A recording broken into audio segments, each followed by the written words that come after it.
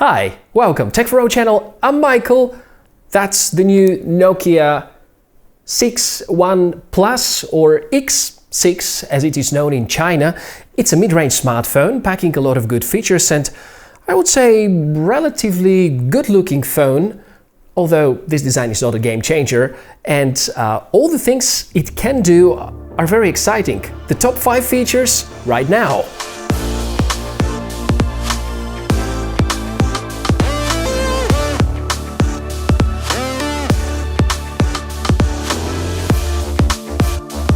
Let's start with some pre-story. The big comeback of Nokia is apparently a fact. Well, it's not exactly the same Nokia as we know it from the old 3310 or the Lumia phones, because the company has been going through a lot of changes.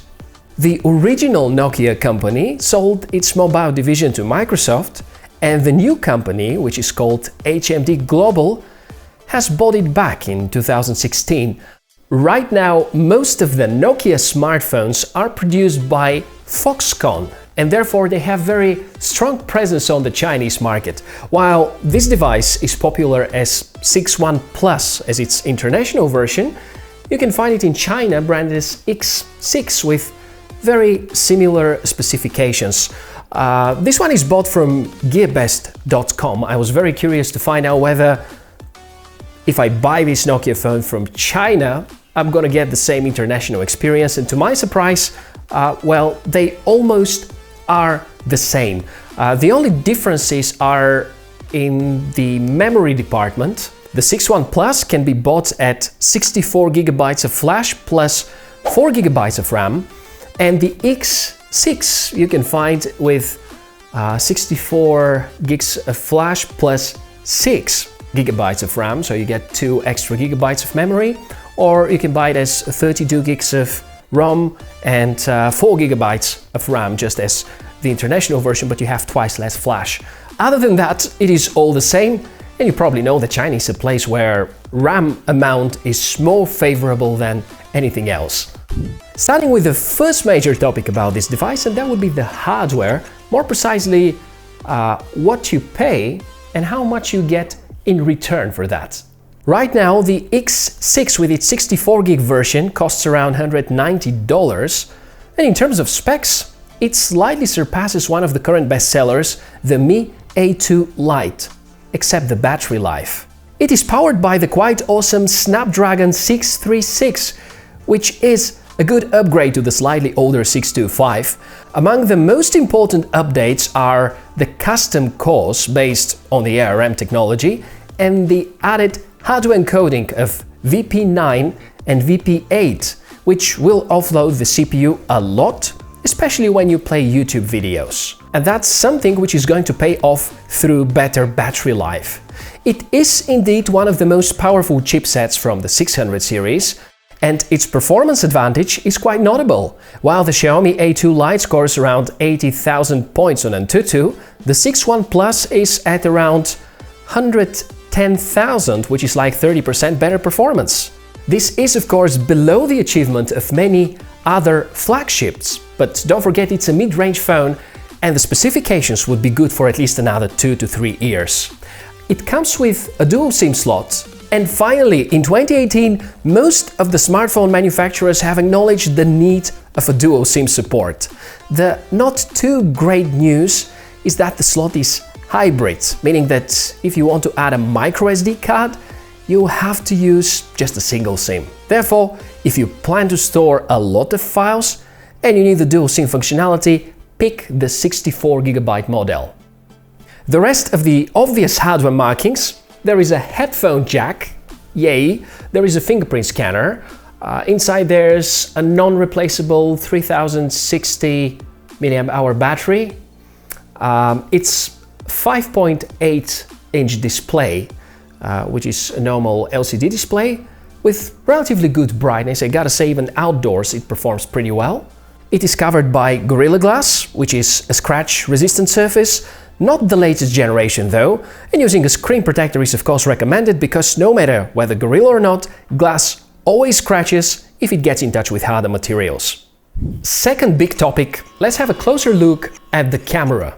It's a dual cam system, which is meant to deliver quite good results. The main sensor is 16 megapixel, manufactured by Samsung and based on their ISOCELL technology. The camera has unfortunately no influence by the Zeiss collaboration, which we know from the 7 series by Nokia. Overall, it's quite good. Apparently Nokia want to bring high-end cameras to the mid-range and budget segment, and how far they succeeded, I will leave you to decide. The portrait mode adds a nice bokeh effect, and it is surprisingly well done for a budget-oriented phone.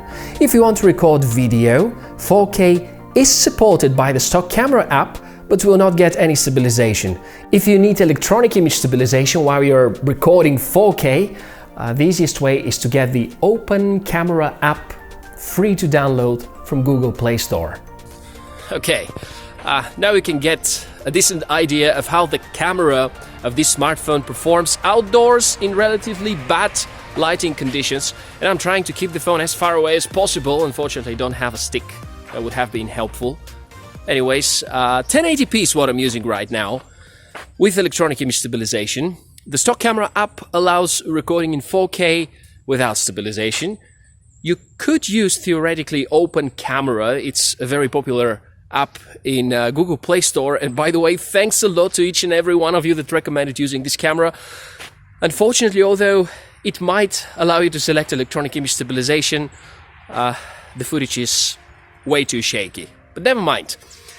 What I want to highlight is the audio quality. Just listen to the sound. It's recorded with the embedded microphones, and for such a long time I haven't heard such a great clarity of the sound, and I think that's very close to being perfect. Much better than my OnePlus 6, which costs about 3 times more than this Nokia 61 Plus. Overall, I think the camera on the Nokia 61 Plus is a bit better than the Mi A2 Lite, which is very often sold at the same prices. If you shoot outdoors during the day, it does quite a good job. If you try to capture good photos indoors, it will require some more efforts. There are plenty of effects, especially from the front selfie camera, and it's quite a lot of fun to play with those. And please pretend you've never seen what you just saw, okay? Yeah. Well, third main feature. This phone comes with a headphone jack, but that's not it. The headphone jack is actually used to enable the third favorite feature that I found on this phone. It has an FM radio. Indeed, a phone in 2018 has an FM radio, and most of the Qualcomm chipsets usually have FM radio capability, but most of the manufacturers nowadays disable the feature. And here's something funny: if you want to use wireless headset and listen to radio, you still need to plug a wired headset because it is used by the antenna. Well, technologies in 2018, you know. Going further, I wanted to give you more details about the battery life and tell you more about the experience you can expect. And yeah, that would be the fourth top feature of this phone. The battery capacity is just above 3000 mAh, which is not that bad. The battery specs allow the phone to be rather slim, overall lightweight. That comes at the price of having not such a great autonomy time, especially if we compare with the Mi A2 Lite, for instance, but it performs up to par with many other much more expensive devices right now. The Snapdragon 636 is known for being very power efficient, and that contributes to the overall good battery life. To charge the device, you're gonna need a Type-C cable, and the usage of Type-C is another evidence of Nokia's attempt to get a serious pie out of the $200 phone segment. Quick charging is supported out of the box, and a complete full charge will take a bit more than 1 hour, which I think is pretty accessible. And that leads us to top feature number 1, which is the software. Like many other phones lately, the 61 Plus also belongs to the Android One program. Smooth and clean and very snappy, you can enjoy the best from vanilla Android, and expectedly this program means that you're gonna get decent support, frequent updates, and your device will receive the latest security patches just shortly after they get released for the Pixel phones. The X6 model that I've tested arrives with Android Pie out of the box with the new gesture control enabled. So if you want to use these, let me show them, navigation buttons at the bottom, you're gonna have to enable them through the settings. In the main settings menu, select gestures and disable this feature. Because I'm used to have the back button on the right side, I had to change that from the stock ROM, and you can do it using an app called Custom Navigation Bar without having to root or use any custom ROMs or recoveries or violate your warranty. The app is going to ask you to first enable developer options and then USB debugging. That all takes a few seconds. Go to Systems, Advanced, About Phone, tap 7 times on the build number, and developer options is going to appear in the advanced menu. Enable USB debugging, you're almost done. The second thing you have to do is to install minimal ADB tools on a random computer. It's a very lightweight implementation of ADB, which works with command prompt, and just follow the instructions from the app. It's the second time this year I'm testing a magnificent budget-oriented smartphone, and I didn't actually expect this to be that close to the Mi A2 Lite in terms of performance and features. The Nokia 6.1 Plus has better processor, more RAM, brighter display, better camera, quick charge out of the box. It doesn't have notification light. It has no dedicated microSD slot, but you can still use a microSD with only one SIM card instead of 2. And since we mentioned the A2 Lite, this one doesn't feel as premium as the Xiaomi manufactured smartphone and has a much smaller battery, just above 3000 mAh. So, what do you think? Is this a great budget smartphone or it's not? Looking forward to hear about your opinion. The comments are just below the video.